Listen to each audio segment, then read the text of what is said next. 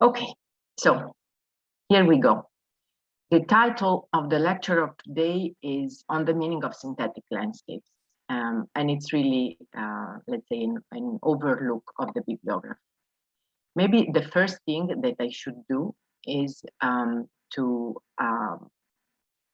explain you a little bit who I am, because maybe of you don't know.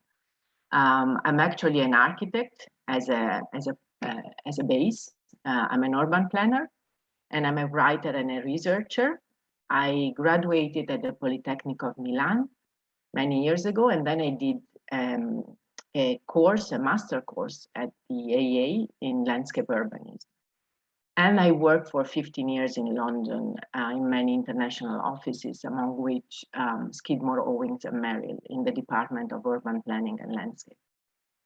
And then in 2016, I got my PhD. As Claudia said, it was a PhD focused on the notion of ecology and aesthetics, and the title was The Aesthetics of Sustainability, Systemic Thinking and Self-Organization in the Evolution of Cities, which also became a book. And since 10 years, I'm teaching in different international institutions. I'm actually history and theory tutor at the Bartlett, in the MRHB Pro Urban Design and Architectural Design. I'm co-director of the AA Visiting School, which is a joint venture between the AA and the Polytechnic of Milan. And I'm also visiting professor of Prácticas de Paisaje in the postgraduate course in landscape architecture at the Università Torquato di Tella in Buenos Aires. And this year, I'm very pleased to be here with you. My research focus, as Claudia said, is really, let's say, it kind of stretches on the importance of the aesthetics revisited through the lenses of ecology, systemic thinking, and transdisciplinarity in the scale of the design of our environment and our city. Enough said, we go to the course, a little bit of nitty-gritty. In terms of timetable, we will meet here every Friday at 10 o'clock for a couple of hours, and we will alternate between 1 week of front lectures followed by a debate and 1 week of seminars where the students will be divided into groups and will present to the class the content of the given literature from the bibliography. And presentation will be followed by a debate.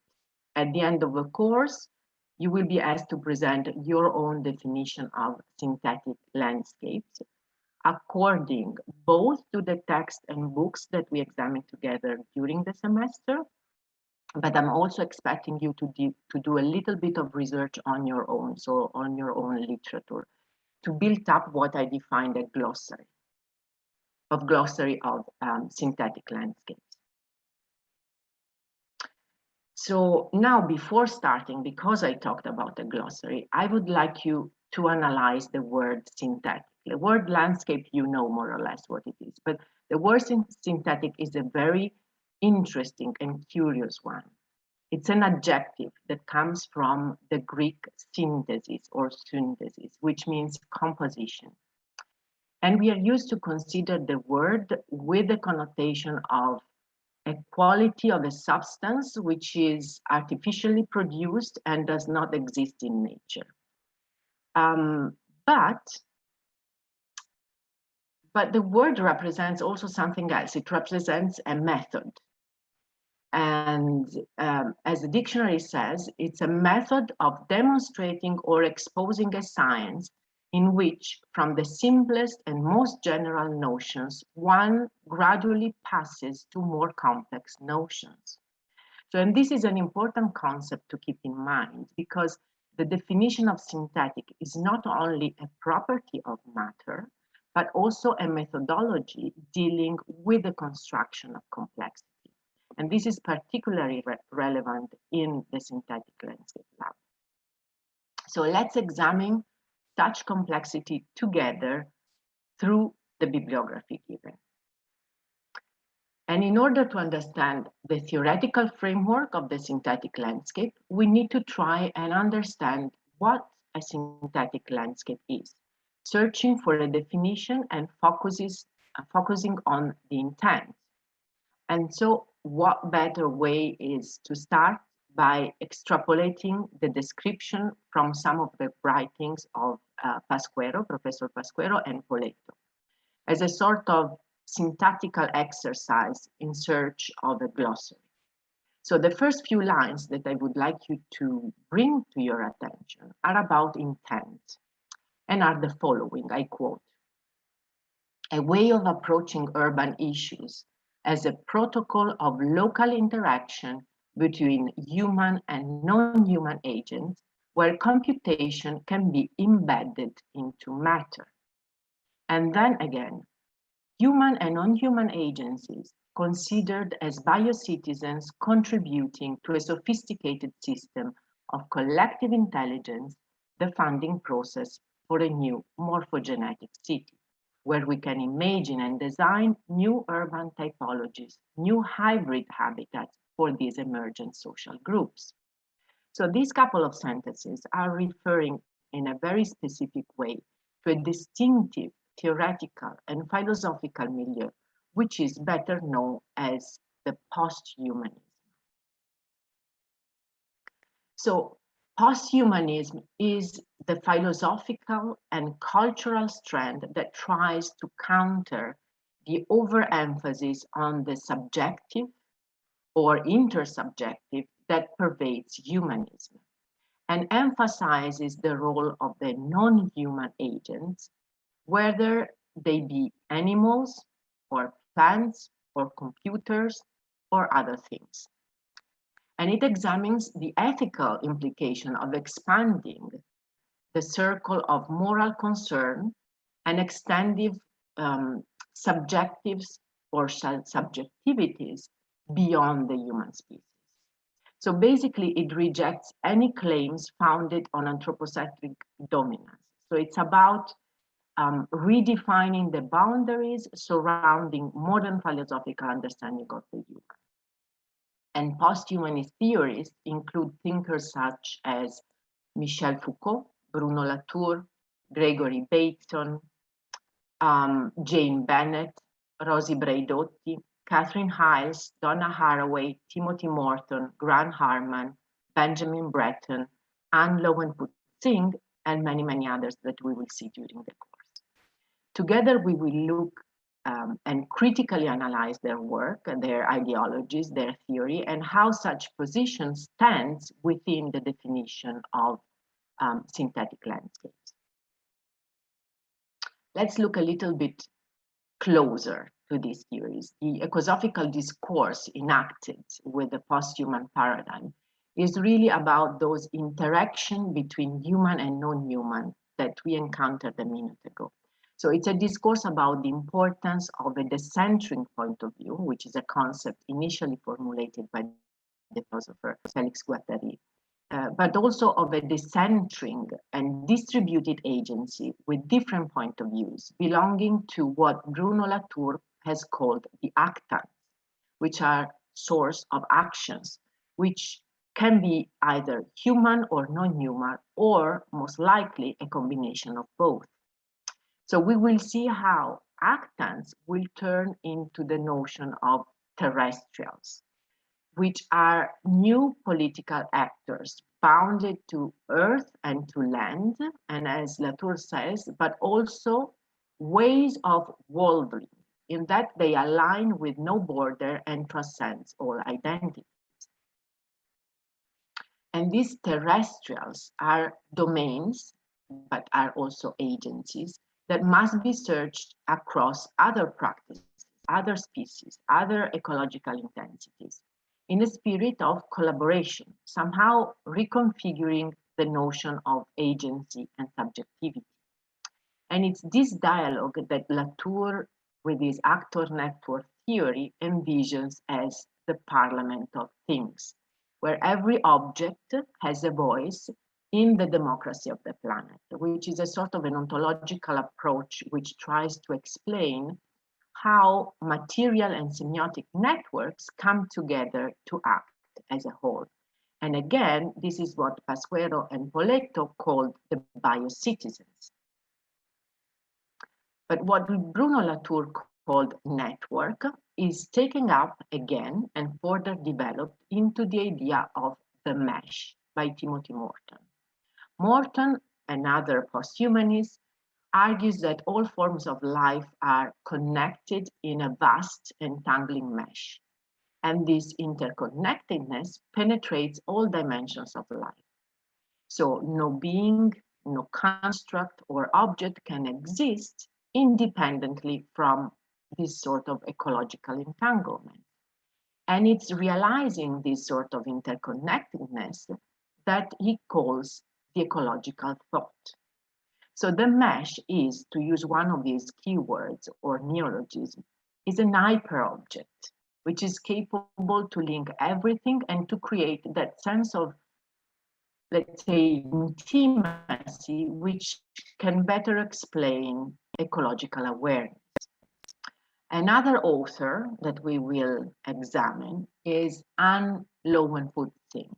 And in her book, The Mushroom at the End of the World, on the possibility of life in capitalist ruins, she speculates on the strict connections between ecology and economy and how learning to look at multi-species worlds, the previously mentioned biocitizens, could lead to a different type, a different sort of capitalism.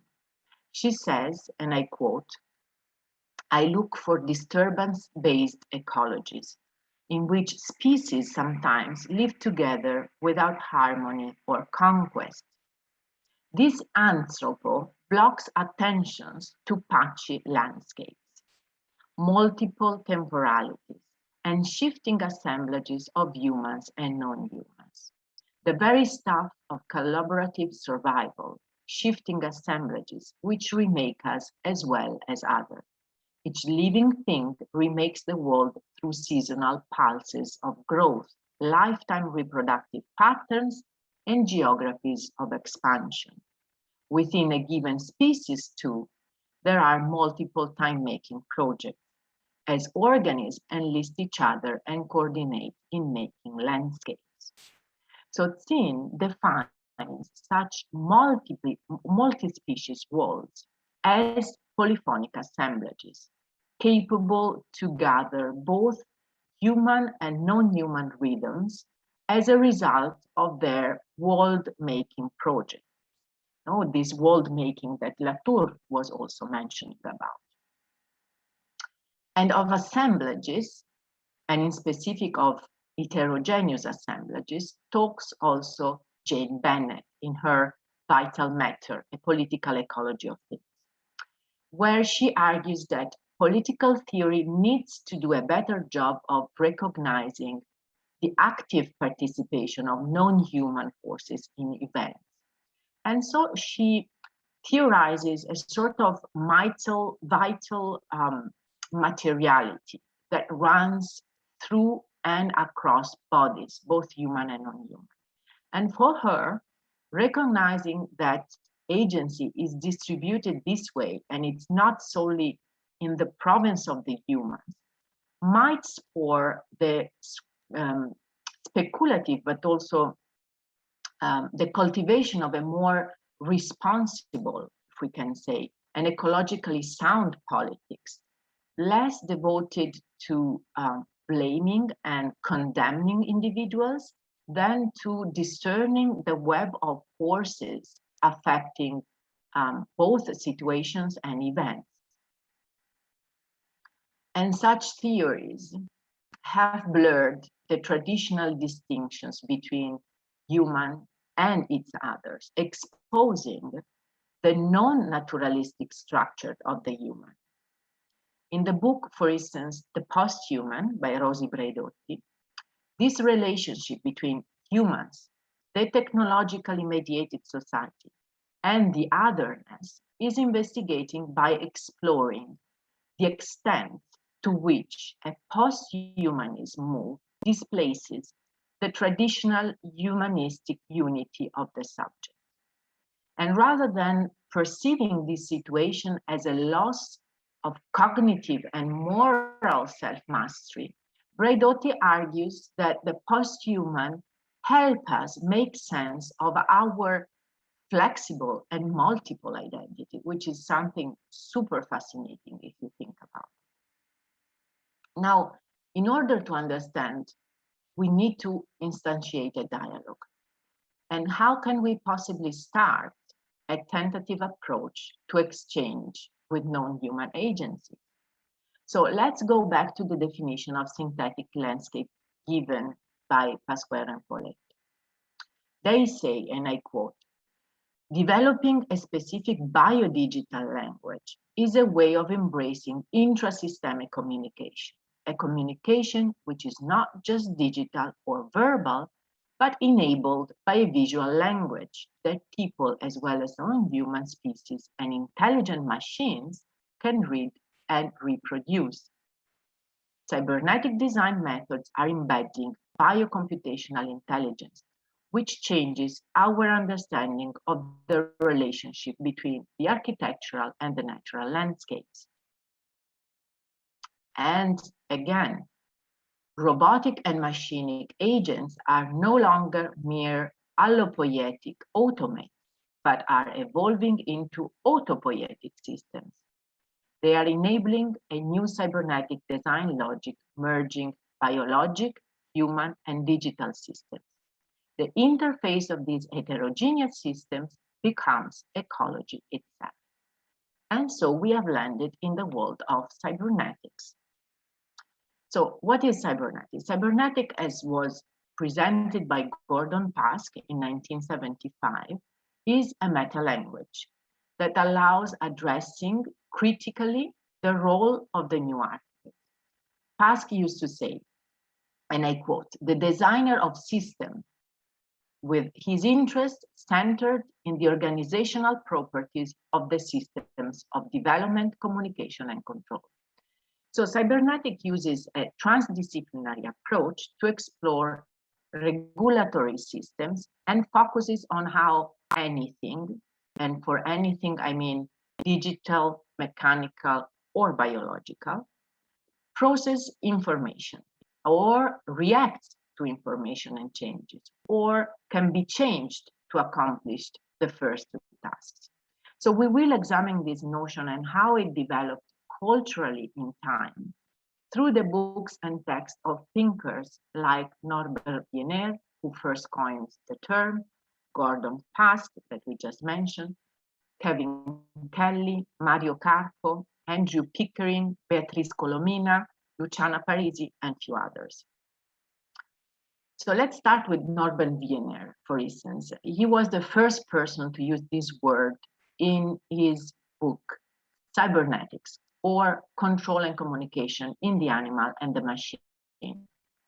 It's a book of 1948.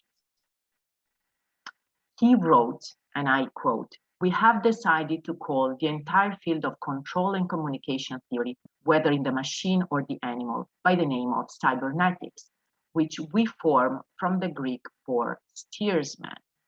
So in this text, the most interesting part is possibly chapter 9, where he discusses the similarities in the functioning of the human beings and the machines, and in specific the idea of autopoietic machines in connection with the notion of information and feedback loops. So he would say that the nervous system and the automatic machine are fundamentally alike in that they are devices which make decisions on the basis of decisions they made in the past. Gordon Pask is of, I would say, particular interest for us, as he was the first cyberneticians to be involved with the world of design and architecture. In fact, he was the cybernetician and psychologist behind the design of Cedric Price's Fun Palace. So his main interest focused around the notion of architecture as an enabler of collaboration.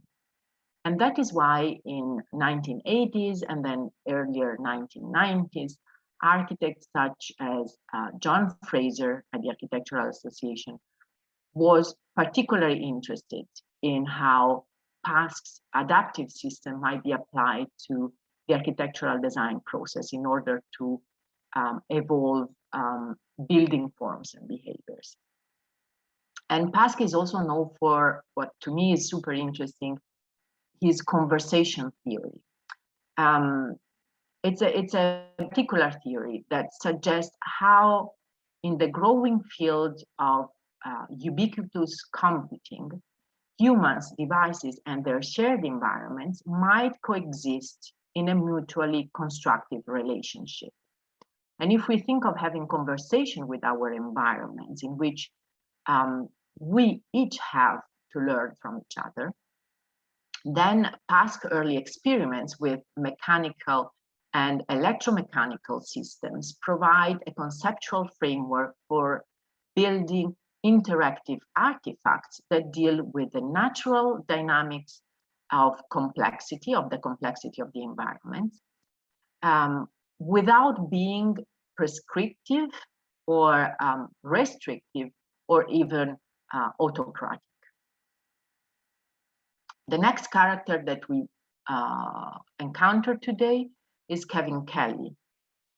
In his book, Out of Control, the New Book of Machines, social system, he says basically that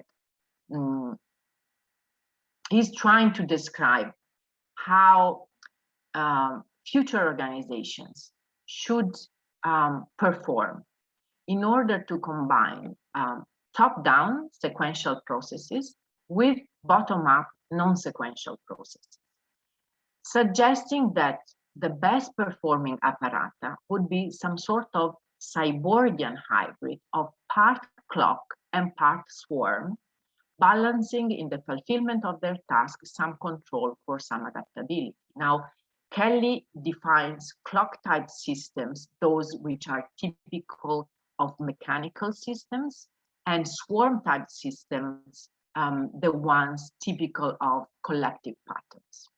So in saying this, Kelly was clearly advocating for an inner capacity of cyborgian systems to negotiate linear and non-linear systems within their realms, which in the end is precisely their supreme agency and what we are interested about. Andrew Pick, his book, The Cybernetic Brain, is a sort of voyage in the history of the work of several key British cyberneticians, exploring cybernetic practice and its legacy in an amazing range of fields. So it's not only architecture, engineering, but it's also psychiatric, theater, politics, arts, education, music, even yoga. This is because for Pickering, cybernetic is primarily a science of the brain, and so of all its manifestations.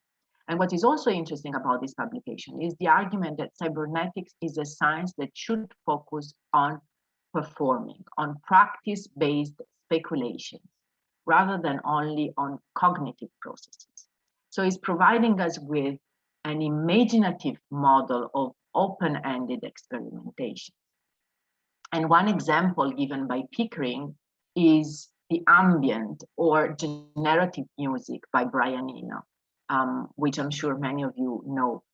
The image that you see here is one of his scores. Eno, as I said, many of you already know, focused on building musical worlds that would themselves exhibit unpredictable and emerging becomings. And he is considered a cybernetic thinker.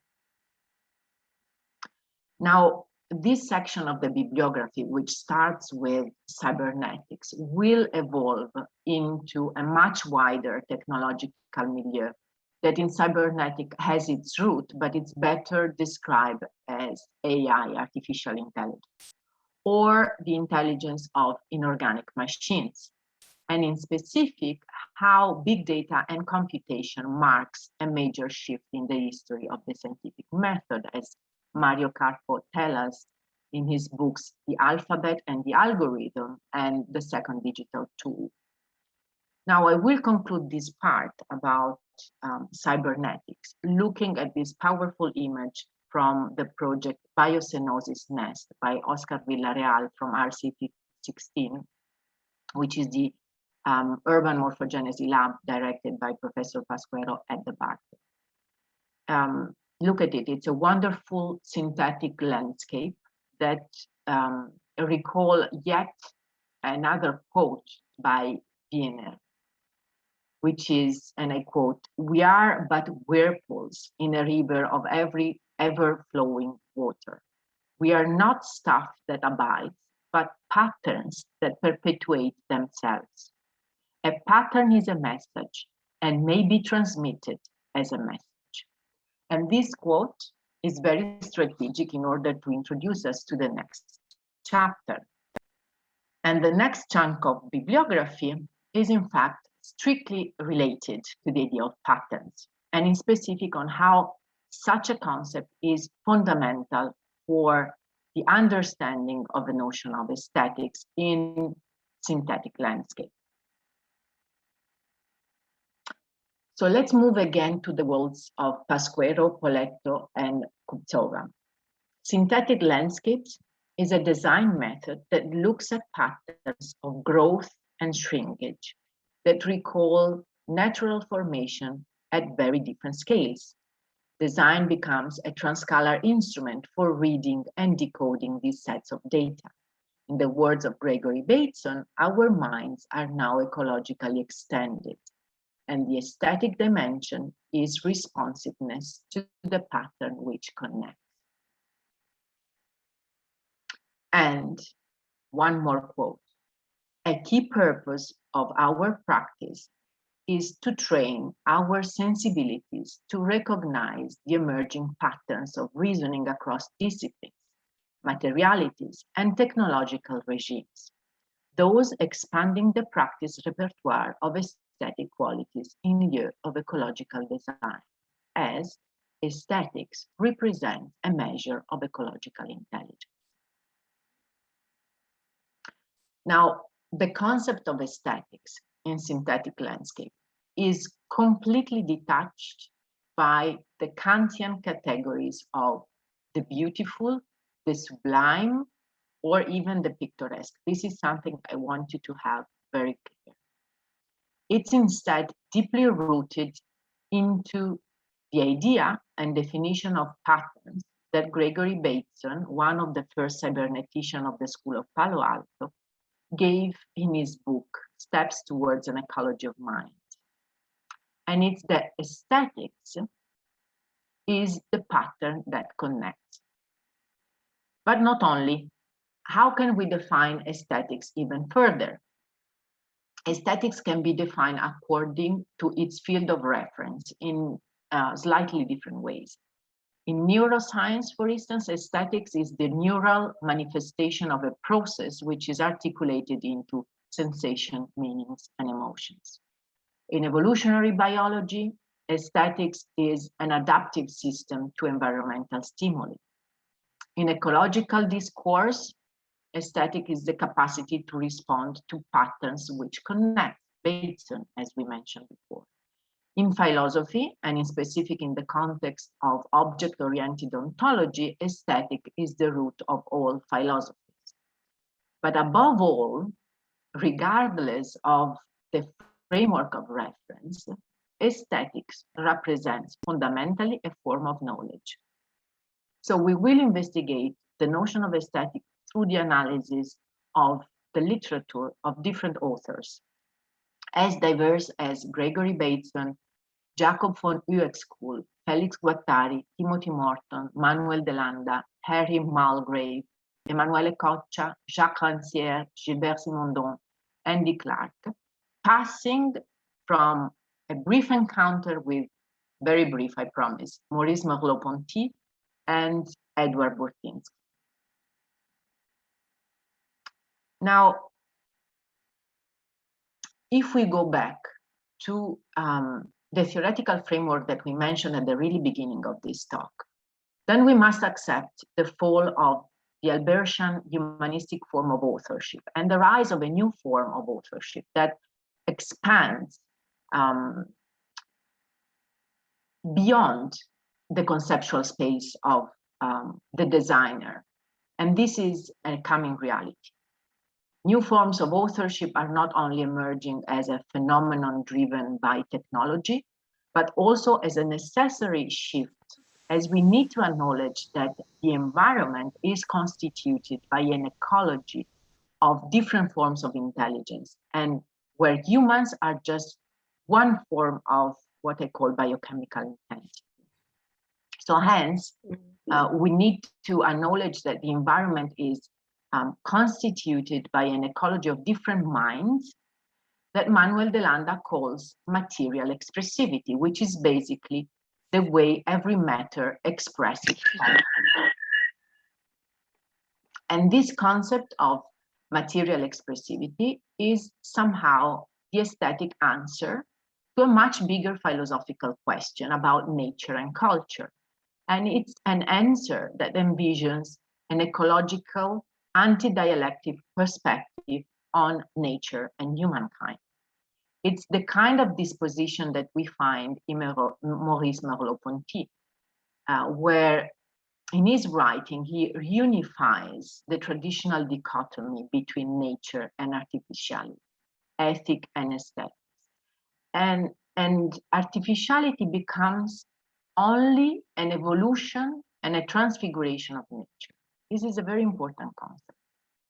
And such reunification is at the base of Gregory Bateson's work on ecology and his concept of the ecology of mind. Bateson argued that the nature-culture dualism was a special form of the mind-matter dualism. And he developed an ecological theory of mind, which in his words was neither supernatural nor mechanical. Bateson argued that it's necessary to transform not just ecological knowledge, but the very basis of science in general, with an aesthetic dimension, a recognition that ecological patterns are minds, and that this is the only way to grasp the interconnectedness of environmental entities and of relations. And this line of thoughts that annihilates all the dichotomies between nature and culture, science and humanities, mental and material, or ethic and aesthetics is the same ones advocated by the French philosopher Félix Guattari. In his seminal text that you might know already, The Three Ecologies, he condemned the praxis of regarding action on the psyche, the socius, and the environment as separated, and declared the urgent need to rather apprehend the world through the interchangeable lenses of these three ecologies. And Guattari's position on aesthetics and ecology was very, very clear. Any ecological discourse must be aesthetic as well as ethical in order to be meaningful, which is pretty much what Professor Pasquero was mentioning at the beginning of this lecture. Now, the concept of pattern that connect by Bateson was taken up again and further developed into the idea of the mesh by Timothy Morton that we have seen a minute ago. And this mesh is a sort of a form of interconnectedness that penetrates all dimensions of life. But the mesh for Morton is also an agency that is seeking an aesthetic mode that can account for the differential and paradoxical and non-identificational character of the environment. So in a way, ecology brings also a re-evaluation of the idea of aesthetics. But the aesthetic experience, as you all know, is not just a form of semiotic information exchange. Beside its intrinsic qualities, it's ontologically a form of knowledge. In fact, if we go in the world, in the discipline of neuroscience, we discover that through what is called the embodied simulation theory, in a precognitive phase, we first empathize emotionally and physiologically with what surrounds us. And only at a later time, we understand consciously the source of our aesthetic experience, and then cognitively its reasoning and meaning. And in this light, to put it in very simple words, aesthetic is a form of knowledge of any ecology with a sensing body, be it human or non-human, computational or non-computational. So aesthetic is no competence, nor ability, nor property exclusive of the human nature. It only depends on the different sensing apparatus of each agency and on what the proto-ecologist Jacob von Uescul defined as the Umwelt, so a specific model of the world corresponding to a given creature sensorium. So it is in this acceptation of mixtures and interaction and of crossing of energies that we can finally detect one of the fundamental keys of the contemporary culture of complexity. And it's not the old notion of quality as essential, as pure identity related to the cathartic categories that we mentioned before, but it's a more diffused and impure one. So it's not so much related to homogeneity and refinement, but rather to a more complex meaning of sophistication by collaboration, contamination, and exploitation of multiple resonances and even superimpositions. And as Emanuele Coccia says, and I quote, "This mixture is not pollution. It's a new form of cohabitation that overcomes the idea of purity that the concept of ecosystem itself continues to suppose."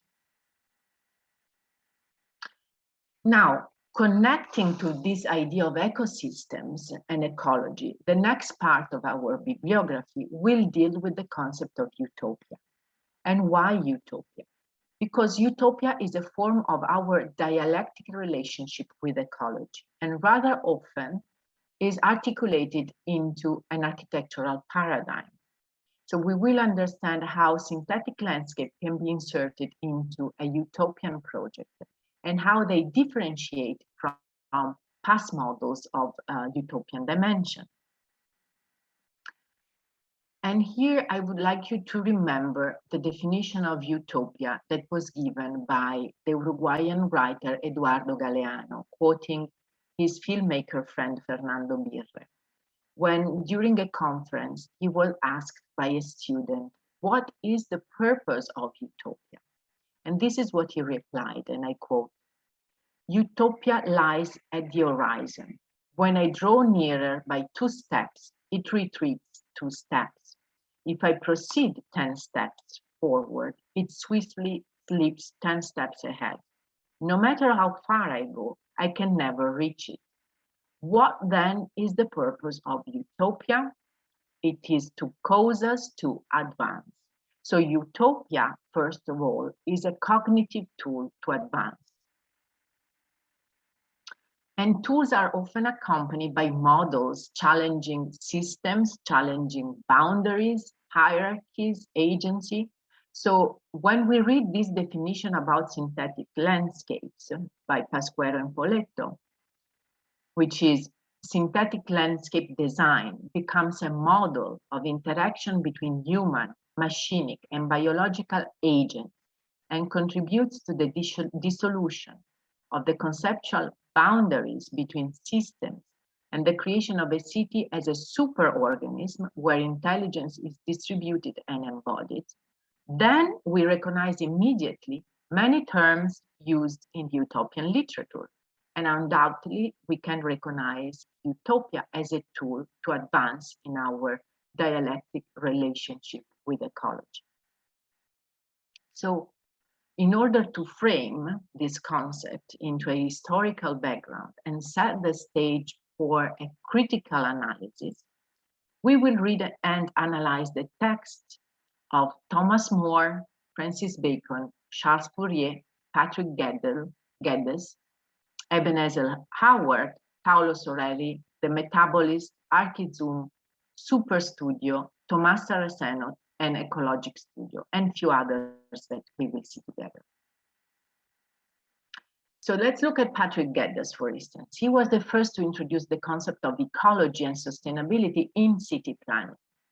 And in his book, Cities in Evolution, was the first publication to shift the accent from the developmental paradigm to the evolutionary one, following the new Darwinian framework where small changes can lead to big effects.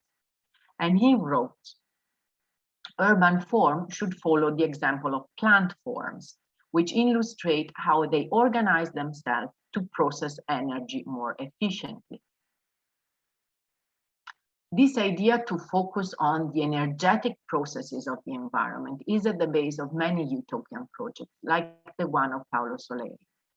To mark this idea, Soleri himself, in his book Arcology, The City in the Image of Man, starts his writing with a quote by Teilhard de Chardin, which says, very, very simply, reflections of energy, point.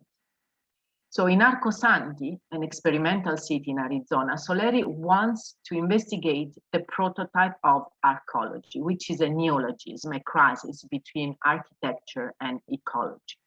Arcology is the concept of a superorganism, this word that we have seen before, which is a huge building sufficient to maintain an internal ecology and an extremely high population density. And the formula that he uses is resumable more or less into complexity and miniaturization.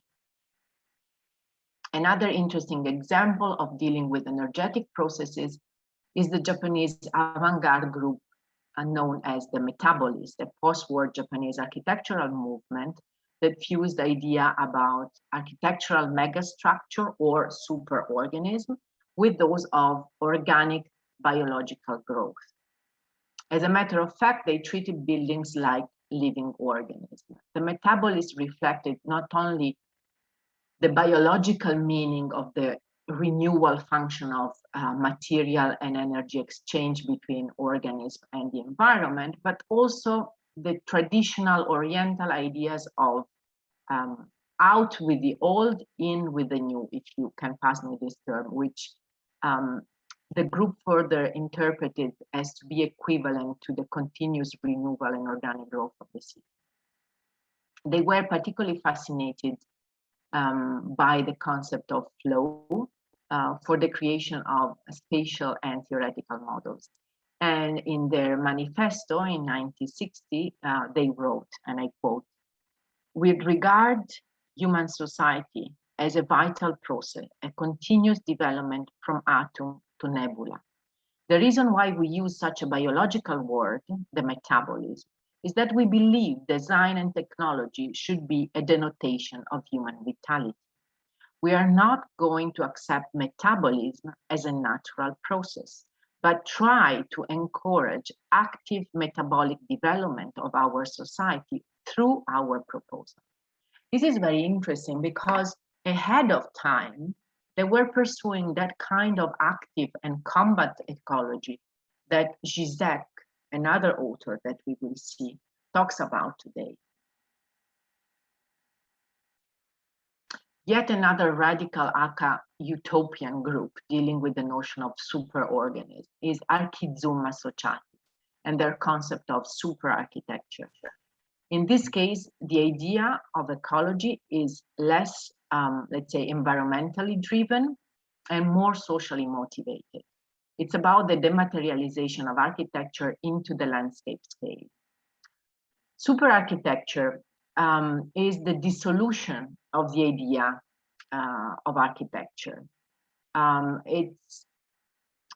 It's the dissolution of the idea of a figurative object and the rise of architecture as a social and political manifesto, a city without architecture. Moreover, Charles Waldheim, analyzing their work, brilliantly points out the following, and I quote, "In their use, for instance, of typewriter keystrokes, like this drawing that you see here, on an A4 paper to represent the non-figural planning of non-stop city, Archizum anticipated contemporary studies in indexical and parametric formulation of the city. Their work also prefigured the current interest in mapping how financial and ecological flows shape the modern low-density metropolis, and it anticipates the focus on infrastructure and ecology as non-figurative drivers of the urban form. Super interesting. Now, moving very fast forward to nowadays, we encounter the work of Tomás Saraceno and his Ariocene. Ariocene, in Saraceno's words, is an interdisciplinary artistic community that seeks to devise new modes of sensitivity, reactivating a common imagery towards an ethical collaboration with the environment and the atmosphere free from carbon emissions. Now, Saraceno's utopian communities are set in the sky, or better, in the atmosphere, asserting the atmosphere as an important realm of social and political imagination, together with elevating environmental awareness, ethics, and politics as critical social values. It is an utopia that deals with the idea of energy as a new form of narrative, in specific, a new form of narrative of materiality that would create a new epoch, the Ariocene, which, according to Saraceno, is capable to restore the air to a sort of a commonwealth of life. Last but not least, we will also look at the notion of productive landscapes, which is, of course, not only the reference to agrarian open-air landscapes, but also to synthetic and artificial, AI-controlled interior landscapes of production, the so-called AI farming, as well as landscape of extraction, of livestock farming, of logging, and so on and so forth. But in specific, what are synthetic landscapes of production? They are, in the word of Pasquero and Poletto, terra farms, processes of production in the farming industry, deploying advanced remote sensing and AI technology to learn how to conceptualize the living biosphere. So, to understand this thematic framework, we will look at the work of Lloyd Wright and Neil Bershimer, and we'll read the text from Branzi, Colas and his think tank AMO, Waldheim, Nachle, Burtinsky, Lowenput-Singh, Kate Orff, Gilles Clément, Liam Young, Teresa Gali, Territorial Agency, Design Earth, and few others.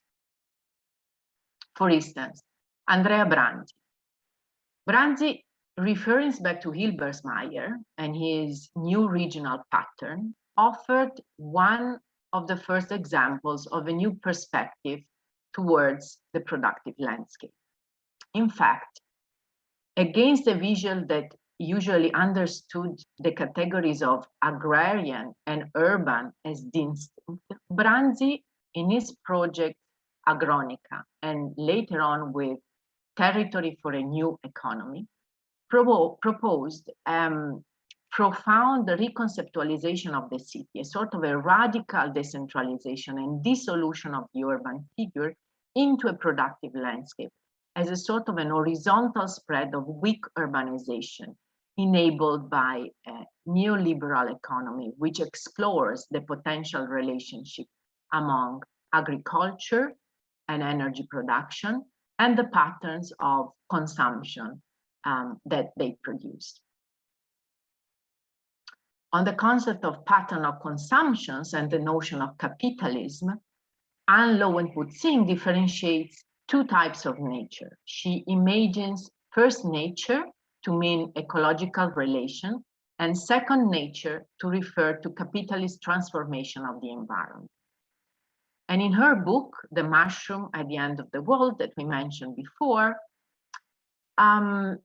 she states that alienation, which is the ability to stand alone as if the entanglement of living did not matter, as through alienation, people and things become sort of mobile assets, resources, and scalability, which is the ability of a project to change scale smoothly without any change in project frame, which is not present in nature, are both at the origin of modern productive landscapes, And in fact, she says, the business of progress depended on conquering an infinitely rich nature through alienation and scalability. In general, when we talk about productive landscapes, we normally also mean and imply countryside.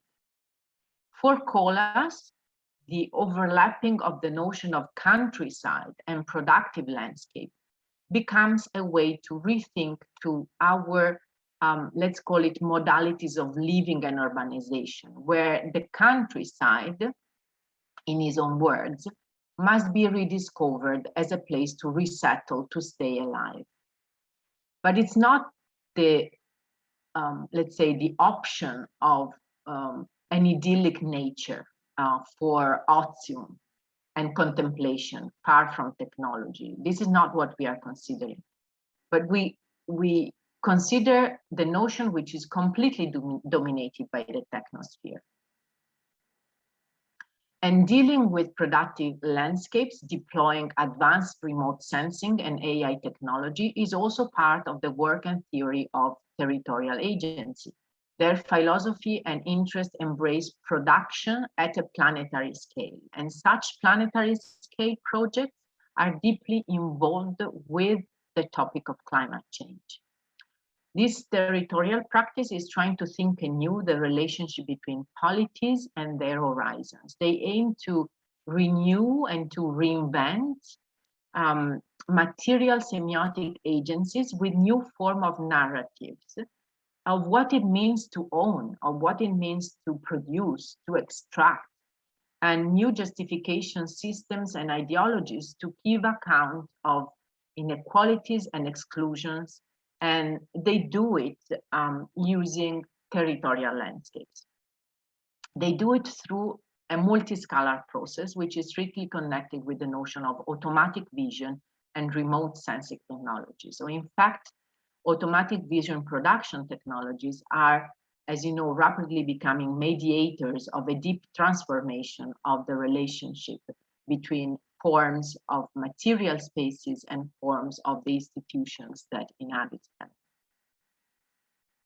So now during the semester, we will look back to all these sources mentioned today and many, many more during the lectures and seminars that we'll have and will follow. But before closing today, as part of our work in this course,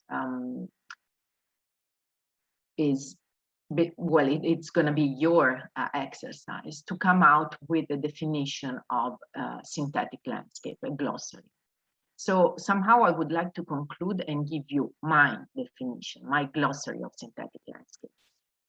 So synthetic landscapes, to me, are landscapes of heterogeneous elements with emerging properties interconnected in a communicative entanglement defined by an aesthetic dimension.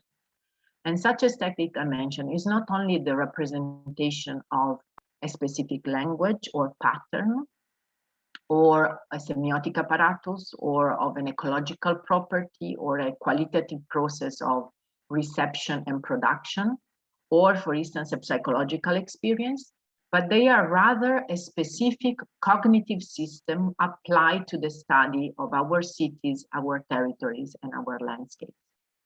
So if we have to choose some adjectives to define them, we could say that they are transscalar, they are trans-individual, they are atemporal, hyperdimensional, heterogeneous, local and global, human and non-human, effectual and affectual, ethical and aesthetic, computational and non-computational, intensive and extensive, and material and immaterial. So in this notion of synthetic landscapes, the reductionist and dichotomous structure of natural, artificial, or subject and object that is often used in practice are completely abandoned in favor of a more fluid organization of our environment. And in this context, I believe that the word design seems to disappear, and we are possibly facing a paradigm shift whereby our practice would be defined as the capacity to transform through organization, the sense of the world. And this is the last thought I wanted to leave you with.